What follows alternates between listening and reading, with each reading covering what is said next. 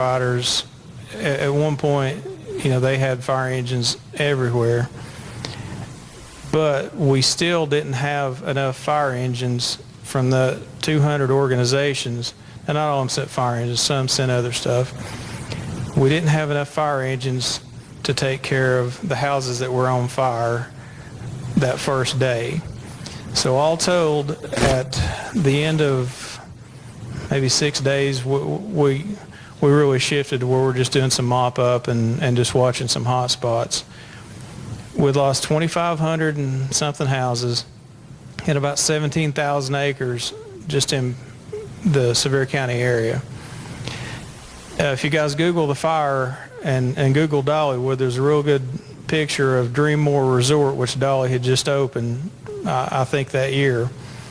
And behind Dreammore, the entire mountain's on fire.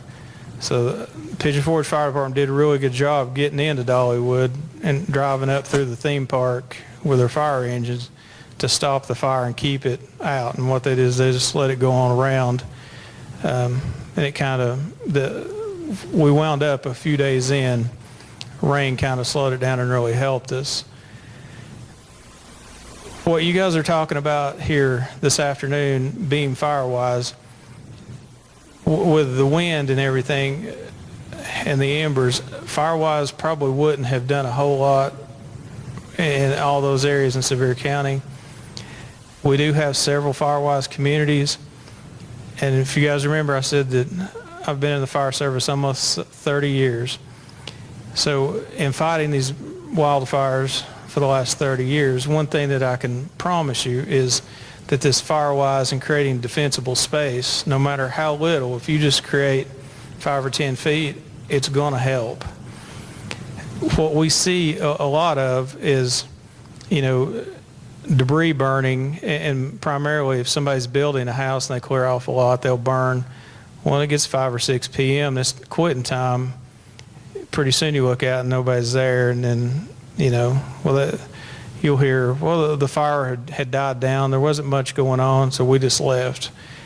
Well, somehow, later on in the night, that fire catches up and it starts going and we have to go put it out. So that's a lot of the issue that we run into. What we see, though, is when we get out there, we can't protect every single house that may be in danger. So if there's a little bit of defensible space around the house, then we can concentrate on controlling the fire, because unlike the guys from the forestry, when we go out, we're going to worry about evacuating you guys if need be, and structure protection. Now, our guys are trained and certified for wildfires. They're properly equipped and everything. But our primary responsibility on a wildfire is structure protection.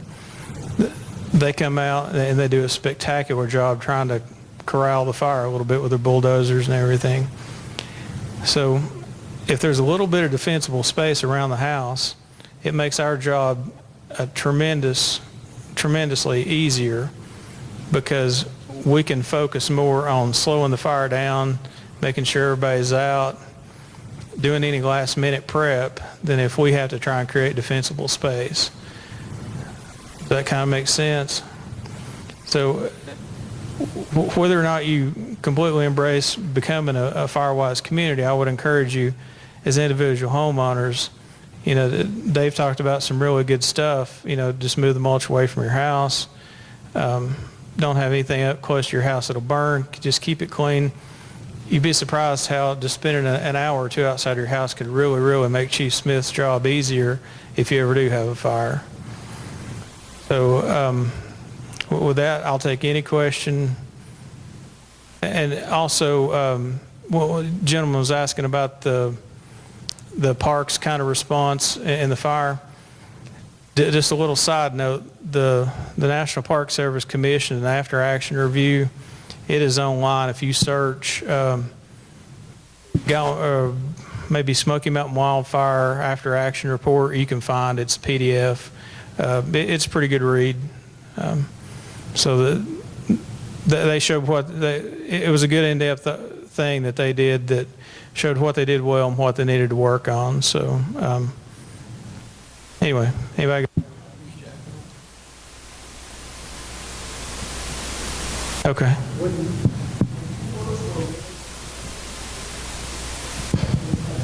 Hmm?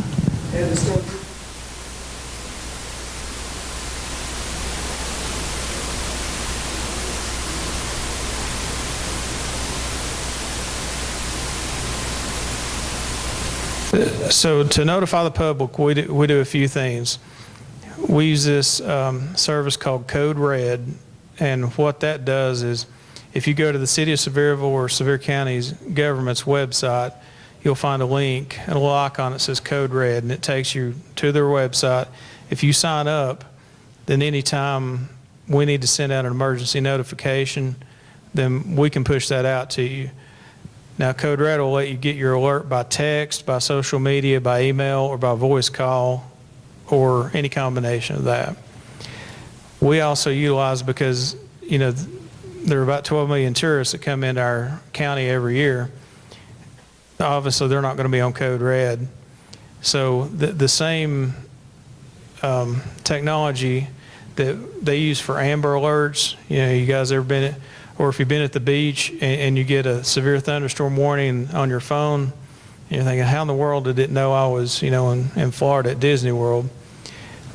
There's a technology called IPAWS. It's through FEMA. It's called Integrated Public Alert Warning System, I think is what IPAWS stands for. But IPAWS will let us push an emergency notification to your smartphone no matter if you have signed up or not. And it's the same as you get an Amber Alert wherever you're at. So if you're traveling, you get an Amber Alert. Same technology. It's something that after 2016 we have signed up on it, and we're able to do that. So if we need to evacuate a certain area, say around Dollywood because of a fire, we can highlight that area and send it out.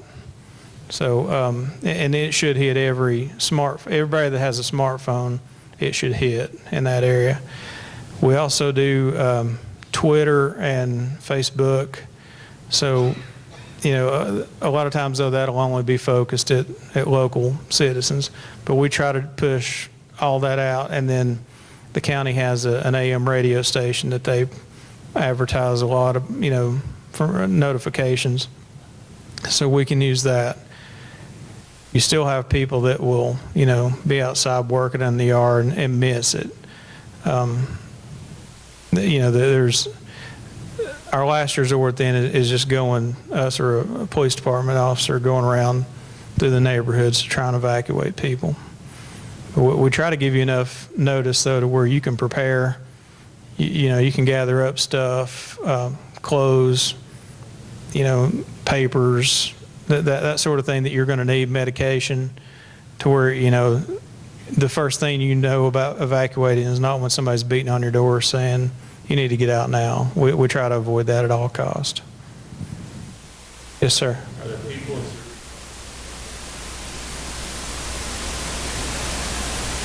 Yes and no. So what we try to do now, instead of just saying you need to evacuate, we have figured out the hard way a couple of times due to flooding, not fires. When we tell you to evacuate, we're going to give you a direction. So, you know, we'll tell you you need to head down the parkway. If I'm in Pigeon Forge, you head down the parkway towards Sevierville. Don't go toward Gatlinburg, you know, that sort of thing. We try and give you a general direction to not force you into a problem, if that makes sense. Yeah, one of the things we're doing is we're putting together an evacuation plan, and both Bobby and Mike are working on that. We've got basically 4 routes in and out of the community and so on and so forth, and that's one of the next things we're going to be putting out to the community is those evacuation maps.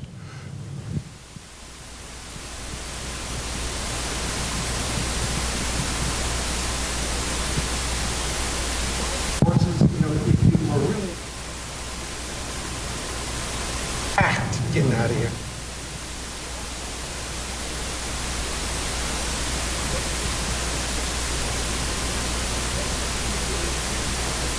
You know, a wildland firefighter would identify that.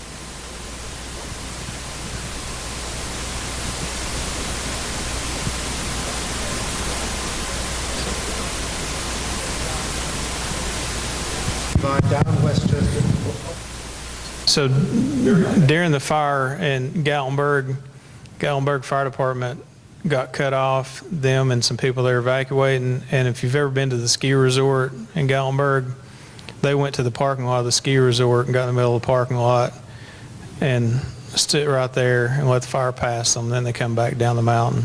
So while I wouldn't encourage that as a first option, as a last resort, it absolutely worked in their case. One of the basic things that all wildland firefighters learn up front is that, excuse me, particularly where we have steep topography, the fire runs uphill or up the side of the mountain very quickly.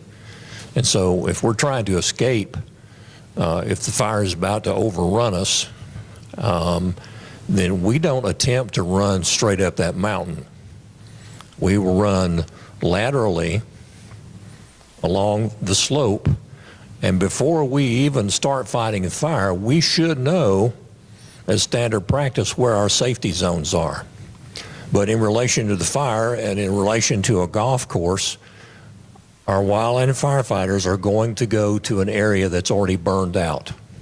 Now, given it might be very smoky, but it beats having to deploy one of these fire shelters that we have. It may still be necessary for our guys in that particular environment to do that. So it may be smoky, but at least you're not going to get burned. You're just not, okay? So any area like a golf course, sand trap that's void of flammable fuels is a great place. Yes. Big parking lot, same thing. Yep. I'd like to thank Donnie Schuler, Battalion Chief from Sevierville. Thank you very much, Donnie. And once again to Jim Dale. I never get your title right, but it's Jim Dale from the forestry, and then Dave Fiorella. I met these two gentlemen last time at the Chiefs Conference. I've been doing a lot of conferences, and there's the Upper Regional Chiefs Conference that I go to all the time, or meetings, and that's all 14 counties, and we're talking about this too. We do mutual aid. We've got a task force we're putting together. If something were to happen here in Fairfield Glade, we've got a good fire department, but we're not ready to handle a forestry fire. So we immediately are going to be calling for help. And when we get help, it's going to be a few hours before they get here, so we're going to do the best we can. So, but we are working on that. And I've learned a lot here today too. I'm going to find out more information so we can get direct communication coming to either me or directly to you through an e-blast or something. We need to know when they're doing a burn or whether we need to pack it and get out of here. So I agree with all of you on that. And I do appreciate that, Jim. Just one more thing, and I'm going to be quiet. I failed to mention what kind of resources that we have to help protect your community, both inside this county and outside. When I went to work over 40 years ago, we as an agency did not cross county lines to help our fellow forestry personnel in the adjoining counties, which seems pretty criminal to me. We didn't do it. It was standard protocol. But now county lines mean nothing to us. If we had a major incident down here, we're probably going to be bringing from the east crews and dozers from over in the East Tennessee District, Westall, close, from Allert, Jamestown area on the north.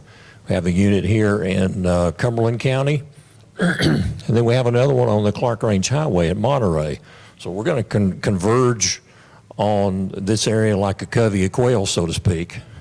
And as far as the heavy duty stuff, there will be plenty of it. Okay? I'd like to also say that I get Casey Cox back here, our sheriff, county sheriff.